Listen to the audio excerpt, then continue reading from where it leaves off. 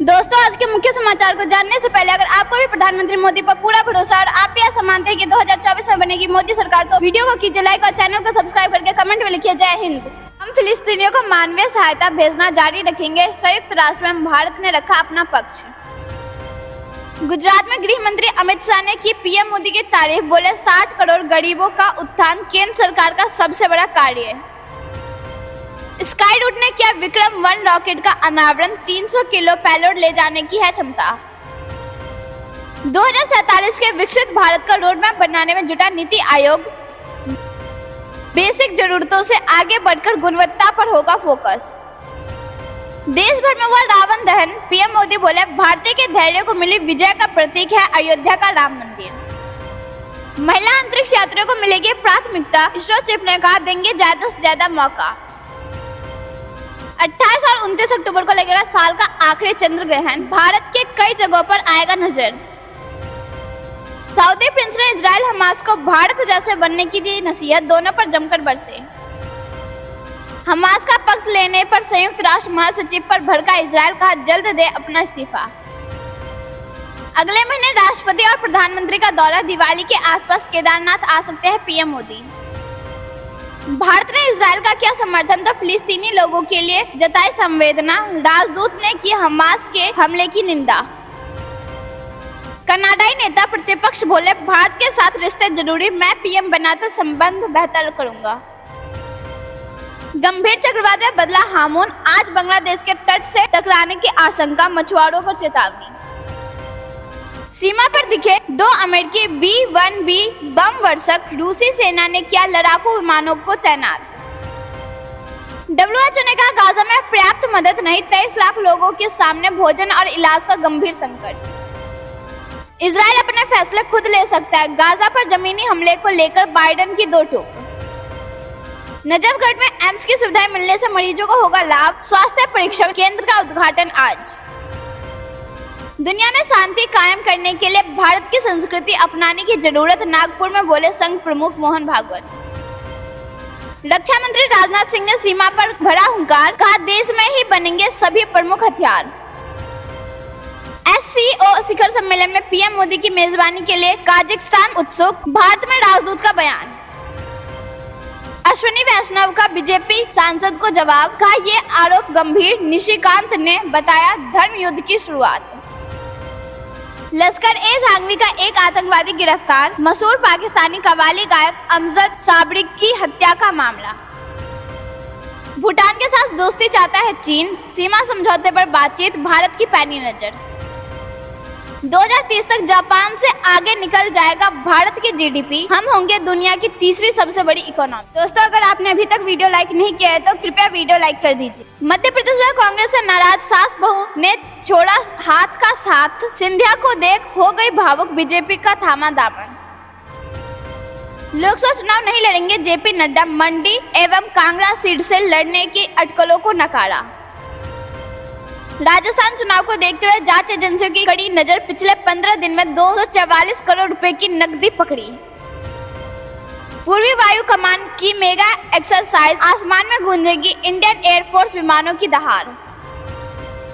दशहरे के अवसर पर air chief marshal VR Chaudhari ने किया LOC का दौरा, जवानों से की मुलाकात। सेना का लिबास और उर्दू में लिखे दस्तावेज, सैन्य इलाके में पकड़ाया संदिग्ध, कई आधार कार्ड भी बरामद।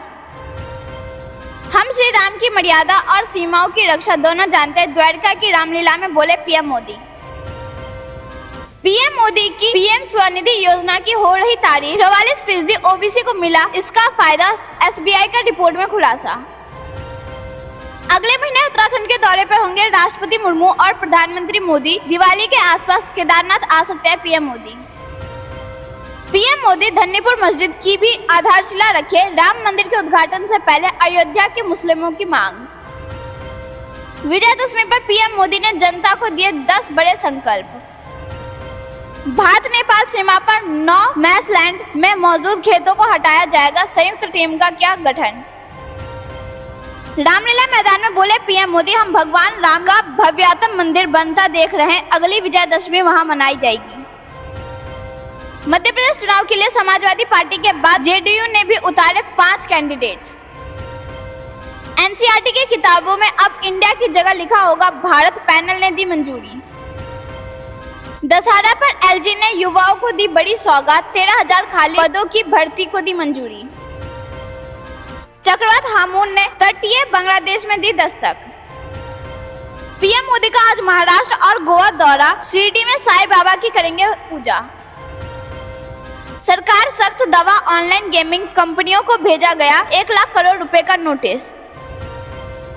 सीएम योगी का बड़ा ऐलान, महर्षि वाल्मीकि आश्रम, राजा सीताराम महल एवं रसिक बिहारी मंदिर का संरक्षण करेगी सरकार, आदेश जारी। दोस्तों, अगर आपने अभी तक वीडियो लाइक नहीं किया है तो कृपया वीडियो लाइक कर दीजिए। मध्य प्रदेश में दिग्गज नेताओं के दौरे शुरू, पहले पहुंचे केंद्रीय मंत्री नितिन गडकरी तो अब आएंगे रक्षा मंत्री राजनाथ सिंह।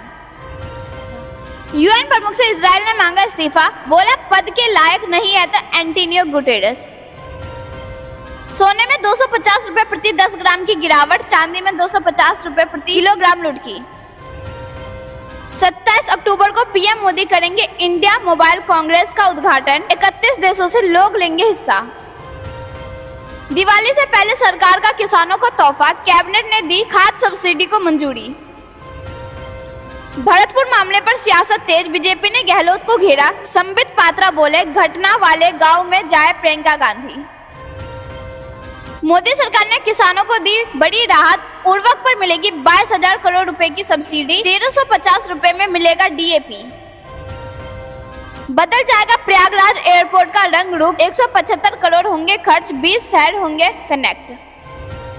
महुआ मामले में जांच में एनआईसी करेगा पूरा सहयोग, अश्विनी वैष्णव ने पका दिया जवाब। एसबीआई की रिपोर्ट, जनधन, पीएम स्वनिधि और मुद्रा जैसी योजनाओं का समाज के निचले तबके में दिख रहा बड़ा असर।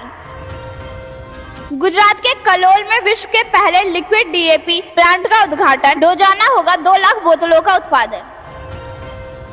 पहले अखिलेश फिर नीतीश ने कांग्रेस को डैमेज करने की चल दी चाल, अब राहुल और प्रियंका चलेंगे अपना दांव। सुरेश निमिषा ने 15वां स्वर्ण पदक जीता, 5.15 मीटर की सर्वश्रेष्ठ छलांग लगाकर कारनामा किया, अब तक 58 पदक के साथ 6ठे स्थान पर। रिलायंस जियो ने सभी 9 अवार्ड पर किया कब्जा, 5G नेटवर्क के साथ रेटिंग में टॉप पर। प्रियंका के खिलाफ बीजेपी ने की चुनाव आयोग में शिकायत, का धार्मिक भावनाओं से खिलवाड़ कैसे। कृषि मंत्री जेपी दलाल का दावा, राजस्थान में बीजेपी का एक तरफ माहौल, भारी बहुमत से बनाएंगे सरकार। दोस्तों, अगर आपने अभी तक वीडियो लाइक नहीं किया है तो कृपया वीडियो लाइक कर दीजिए। कपड़े फटे तो कई टिकट बदल दिए, सीएम शिवराज ने कांग्रेस के नेता कमलनाथ और दिग्विजय पर साधा निशाना। मोदी सरकार का किसानों को बड़ा तोहफा, खाद पर नहीं बढ़ेगा 1 भी रुपए। छोटी बचत योजनाओं पर अचानक पैसे लगाने को टूट पड़े लोग, अब बड़ी तैयारी में मोदी सरकार। ऑनलाइन गेमिंग कंपनियों पर मोदी सरकार सख्त, भेजा 1 लाख करोड़ का जीएसटी का नोटिस। राष्ट्रपति द्रौपदी मुर्मू 31 अक्टूबर को लद्दाख का करेंगी दौरा, सैनिकों का बढ़ाएंगी मनोबल। कश्मीर में दशहरे पर 35 साल बाद निकली शोभा यात्रा, प्रभु राम के जयकारों से गूंज उठी घाटी। जम्मू कश्मीर सरकार ने आतंकवाद पीड़ितों के परिजनों को 2000 सरकारी नौकरियों को दी मंजूरी। भाजपा का बूथ जनसंवाद महाअभियान शुरू, लोगों के घर जाकर बताएंगे मोदी सरकार की उपलब्धियां। प्रियंका गांधी उन मुद्दों को उठा रही जिनका कोई अस्तित्व ही नहीं, हरदीप पुरी ने ली चुटकी। अब इंडिया नहीं भारत होगा देश का नाम, एनसीईआरटी ने दी किताबों में बदलाव की मंजूरी। पीएम मोदी का उज्जैन दौरा कैंसिल, 28 अक्टूबर को अमित शाह करेंगे रोड शो। 30 अक्टूबर को श्योपुर आएंगे गृह मंत्री अमित शाह, भाजपा प्रत्याशी के पक्ष में करेंगे प्रचार, बारिश के कारण रद्द हुआ था पिछला दौरा। यूपी के गांव में जमीन का विवाद खत्म करने की कवायद, घरौनी देने को योगी सरकार ने मैपिंग की शुरू।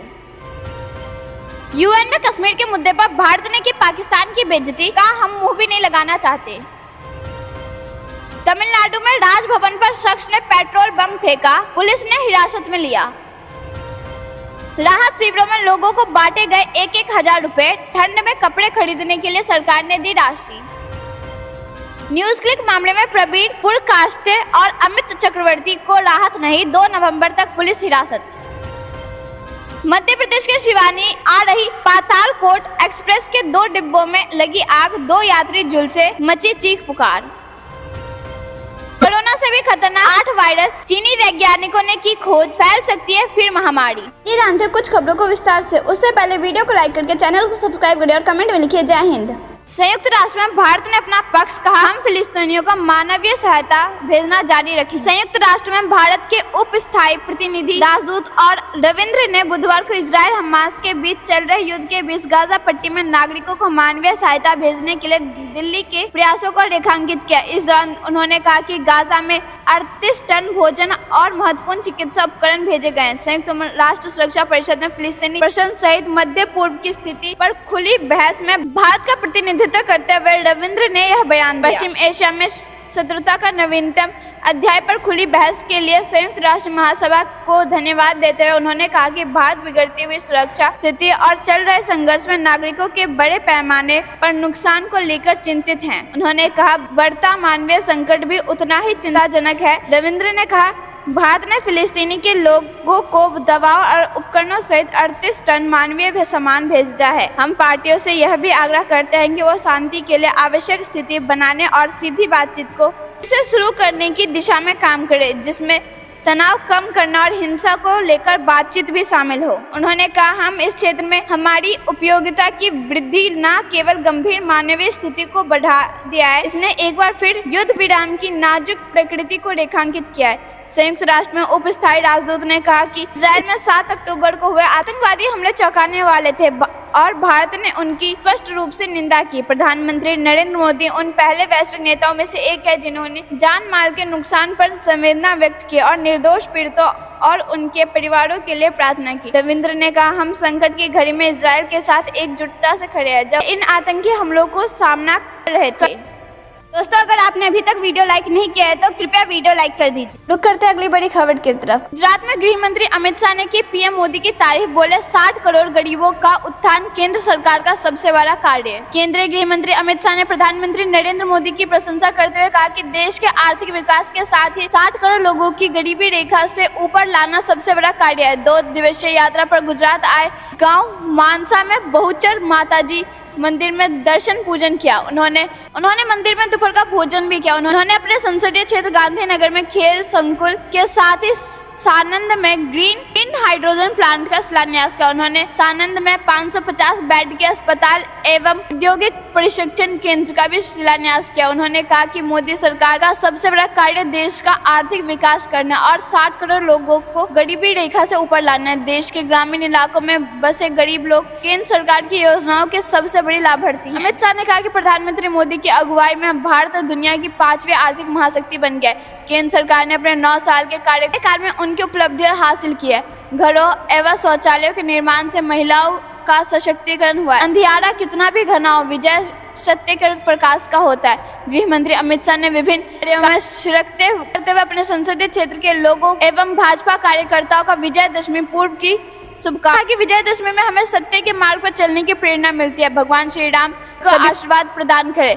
शाह ने प्रदेशवासियों को भी विजयदशमी पूर्व की शुभकामनाएं दी। उन्होंने कहा, कितना भी घना विजय सत्य प्रकाश की ही होती है। दोस्तों, अगर आपने अभी तक वीडियो लाइक नहीं किया है तो कृपया वीडियो लाइक कर दीजिए। रुक करते हैं अगली बड़ी खबर की तरफ। स्काईरूट ने किया विक्रम-1 रॉकेट का अनावरण, 300 किलो पेलोड ले जाने की है क्षमता। जी हाँ दोस्तों, अंतरिक्ष क्षेत्र का स्टार्टअप स्काईरूट एरोस्पेस ने मंगलवार को स्वदेशी विक्रम-1 रॉकेट का अनावरण किया। अगले साल की शुरुआत में उपग्रहों की पृथ्वी की निचली कक्षा में पहुंचाने की उम्मीद है। बता दें कि स्काईरूट एरोस्पेस भारत की पहली रॉकेट लॉन्चिंग प्राइवेट कंपनी है।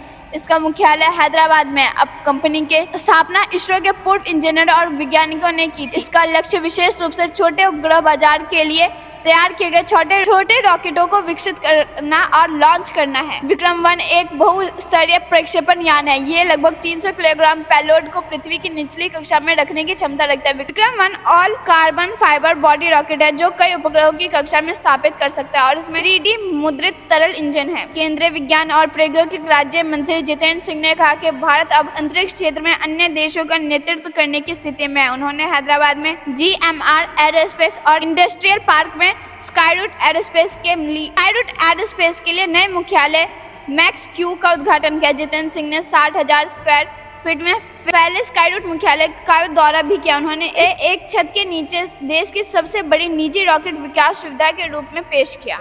जितेंद्र सिंह ने कहा कि आज हम उस स्थिति में जहां भारत को अब ऐसे देश के रूप में नहीं देखा जा रहा है जिसका नेतृत्व अन्य देश कर रहे हैं। आज हम अंतरिक्ष क्षेत्र में अन्य देशों को नेतृत्व दे रहे हैं। केंद्र सरकार अंतरिक्ष क्षेत्र को बंधन मुक्त करने के स्टार्टअप में तेजी आई है। कुछ ही समय में अंतरिक्ष स्टार्टअप की संख्या 150 से अधिक हो गई। विक्रम 1 स्काईरूट का दूसरा रॉकेट होगा जिसे 2024 की शुरुआत में लॉन्च करने की योजना है। दोस्तों, अगर आपने अभी तक वीडियो लाइक नहीं किया है तो कृपया वीडियो लाइक कर दीजिए। रुक करते हैं अगली बड़ी खबर की तरफ। पीएम मोदी से मिले IAEA निदेशक मारियानो ग्रासी, भारत को बताया जिम्मेदार परमाणु शक्ति। जी हाँ दोस्तों, अंतर्राष्ट्रीय परमाणु ऊर्जा एजेंसी के महानिदेशक राफेल मारियानो ग्रासी ने सोमवार को प्रधानमंत्री नरेंद्र मोदी से मुलाकात की। इस दौरान पीएम मोदी ने शांति और विकास के लिए परमाणु ऊर्जा के सुरक्षित उपयोग की भारत की प्रतिबद्धता जताई। प्रधानमंत्री कार्यालय की ओर से जारी बयान में कहा गया कि ग्रासी ने जिम्मेदार परमाणु शक्ति के रूप में भारत के बेमिसाल रिकॉर्ड की सराहना की। उन्होंने परमाणु विज्ञान एवं प्रौद्योगिकी में देश की प्रगति का भी प्रशंसा की। बैठक में पीएम मोदी ने पर्यावरण के अनुकूल परमाणु ऊर्जा उत्पादन क्षमता की हिस्सेदारी बढ़ाने के भारत के महत्वाकांक्षी लक्ष्यों को ग्रासी के साथ साझा किया। ग्रासी ने समाज के हित में असैन्य परमाणु अनुप्रयोगों में भारत की वैश्विक नेतृत्वकारी भूमिका की सराहना की। इसमें स्वास्थ्य, भोजन, जल शोधन, प्लास्टिक प्रदूषण और जलवायु परिवर्तन सहित मानवता के सामने आने वाली चुनौतियों से निपटने के लिए परमाणु प्रौद्योगिकी का उपयोग करने से भारत द्वारा की गई उल्लेखनीय प्रगति शामिल है। इस बीच IAEA महानिदेशक ने विदेश मंत्री S जयशंकर से मुलाकात की। विदेश मंत्री ने X पर पोस्ट किया, परमाणु ऊर्जा के महत्व पर चर्चा की। भारत हमेशा IAEA का मजबूत और विश्वसनीय भागीदार रहे। विदेश मंत्रालय के पूर्व सचिव सौरभ कुमार ने भी ग्रासी से मुलाकात की और भारत और IAEA के बीच सहयोग को मजबूत करने और आपसी सहमति के हित में विभिन्न मुद्दों पर चर्चा की। दोस्तों, अगर आपने अभी तक वीडियो लाइक नहीं किया है तो कृपया वीडियो लाइक कर दीजिए। रुक करते हैं अगली बड़ी खबर की तरफ। G20 समिट में विदेशी मेहमानों ने देश की विविधता में एकता का अनुभव किया।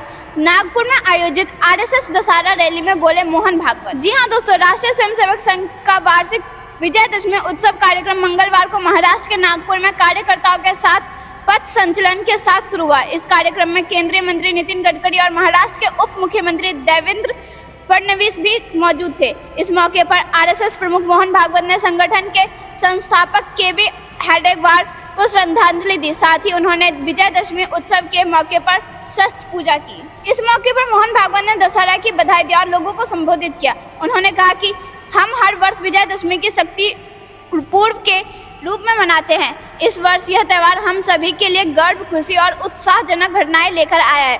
भारत की विशिष्ट सोच और दृष्टि के कारण ही हमारा वसुधैव कुटुंबकम का मार्गदर्शक सिद्धांत अब पूरे विश्व के दर्शन में समाहित हो गया है। समस्या से उभरने के लिए दुनिया भारत की ओर देख रही है। उन्होंने कहा, पिछले वर्ष भारत ने G20 के अध्यक्ष के रूप में मेजबान की भूमिका निभाई। लोगों द्वारा दिए गए गर्मजोशी भरे अतिथि के अनुभव को, भारत के गौरवशाली अतीत, चल रही रोमांचक विकास यात्रा के सभी देशों की प्रतिभागियों को बहुत प्रभावित किया। एशियाई खेलों में भारत की उपलब्धि पर उन्होंने कहा, हाल ही में हमारे देश के खिलाड़ी ने एशियाई खेलों में पहली बार 100 का आंकड़ा पार करते हुए 107 पदक यानी 28 स्वर्ण, 38 रजत और 41 कांस्य जीतकर हमें बहुत गर्व और खुशी दी।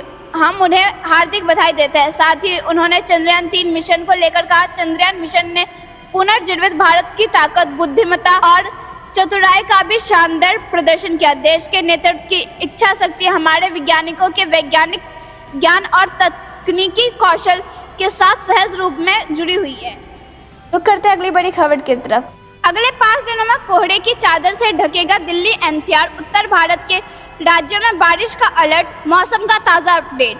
जी हाँ दोस्तों, राजधानी दिल्ली समेत पूरे उत्तर भारत में ठंड की शुरुआत हो चुकी है। इसके साथ ही आने वाले दिनों में सर्दी और बढ़ने वाली है। मौसम विभाग के मुताबिक दिल्ली और लखनऊ में अगले 5 दिनों कोहरा बढ़ने वाला है। इसके अलावा पंजाब, हरियाणा, बिहार, यूपी के कुछ इलाकों में बारिश की संभावना भी जताई गई है। इसके अलावा तमिलनाडु और केरल में भारी बारिश का अलर्ट जारी कर दिया गया है। दिल्ली में आज आसमान साफ रहेगा और अधिकतम तापमान 31 डिग्री सेल्सियस के आसपास रहने की संभावना है। वहीं दिल्ली में शहर में दोपहर 12 बजे वायु गुणवत्ता सूचकांक 292 दर्ज किया गया है। मालूम हो कि 0 से 50 के बीच AQI अच्छा, 50 से 51 के बीच संतोषजनक और 101 से 200 के बीच मध्यम 201 से 300 के बीच खराब, 301 से 400 के बीच बहुत खराब और 401 से 500 के बीच गंभीर माना जाता है। मौसम विभाग के अनुसार मणिपुर, मिजोरम, नागालैंड और त्रिपुरा 25 अक्टूबर को हल्की माध्यम बारिश होगी और कुछ स्थानों पर भारी बारिश का अलर्ट जारी किया गया। इसके अलावा ओडिशा और पश्चिम बंगाल के तटीय जिलों में कुछ स्थानों पर हल्की से मध्यम बारिश की उम्मीदें जताई गई है। वहीं हिमाचल प्रदेश और उत्तराखंड के पहाड़ी इलाकों में भी आज बारिश की संभावना है। दूसरी ओर चक्रवाती तूफान तेज उत्तर पश्चिम की ओर बढ़ रहा है, जिसको लेकर मछुआरों के लिए एडवाइजरी जारी कर दी गई है। आईएमडी ने चेतावनी जारी करते हुए कहा कि वह 25 अक्टूबर तक दक्षिण पश्चिम अरब सागर में और 25 अक्टूबर को रात तक पश्चिम मध्य अरब सागर में ना जाए। दोस्तों, अगर आपने अभी तक वीडियो लाइक नहीं किया है तो कृपया वीडियो लाइक कर दीजिए। रुक करते हैं अगली बड़ी खबर की तरफ। हमास को खत्म करने के लिए आयरन फिस्ट की तरह कर रहे काम, इजरायली रक्षा मंत्री और आईडीएफ चीफ की नेतन्याहू के साथ बैठक। जी हाँ दोस्तों, इजरायल के प्रधानमंत्री बेंजामिन नेतन्याहू ने कहा कि वह रक्षा मंत्री योव गैलेंट और इजरायली रक्षा बलों के chief of staff lieutenant general Herzi Halevi के साथ हमास को खत्म करने के लिए मिलकर काम कर रहे हैं। सोशल मीडिया प्लेटफॉर्म एक्स पर एक पोस्ट में इजरायल प्रधानमंत्री कार्यालय ने एक वीडियो जारी किया। इसमें नेतन्याहू, गैलेंट और हेलवी को इजरायल और हमास के बीच चल रहे संघर्ष के बारे में बयान देते हुए दिखाया गया। वीडियो में नेतन्याहू ने कहा, मैं यहाँ रक्षा मंत्री योव गैलेंट और IDF chief of staff lieutenant general Herzi Halevi के साथ सुरक्षा मूल्यांकन पर हूँ। हमास को खत्म करने के लिए एक उद्देश्य के लिए हम एक साथ मिलकर काम कर रहे हैं। उन्होंने कहा, हम एक दूसरे को समर्थन करते हैं और आईडीएफ हमारे सैनिकों और हमारे कमांडरों को समर्थन करते हैं। मैं चाहता हूं कि इजरायल के नागरिक कुछ और जानें। हम यहां और युद्ध मंत्रिमंडल में सर्वसम्मति से निर्णय लेते हैं। हम बड़ी जिम्मेदारी के साथ ऐसा करते हैं। हम ऐसा गहरी जागरूकता के साथ काम करते हैं। हम एक साथ लड़ रहे हैं और हम एक साथ जीतेंगे, केवल एक साथ। सोशल मीडिया प्लेटफॉर्म एक्स पर वीडियो शेयर करते हुए इजरायल प्रधानमंत्री कार्यालय ने सुरक्षा मूल्यांकन की शुरुआत में प्रधानमंत्री बेंजामिन नेतन्याहू, रक्षा मंत्री योव गैलेंट और IDF chief of staff general Herzi Halevi के बयान, हम हमास को खत्म करने के एक उद्देश्य के लिए एक सख्त कदम के रूप में एक साथ काम कर रहे हैं। दोस्तों, ये थी दिन भर की सारी जरूरी और बड़ी खबर। अंत तक बने रहने के लिए बहुत बहुत धन्यवाद। जाने से पहले वीडियो को लाइक और चैनल को सब्सक्राइब करके बेल आइकन दबाइए और कमेंट में लिखिए जय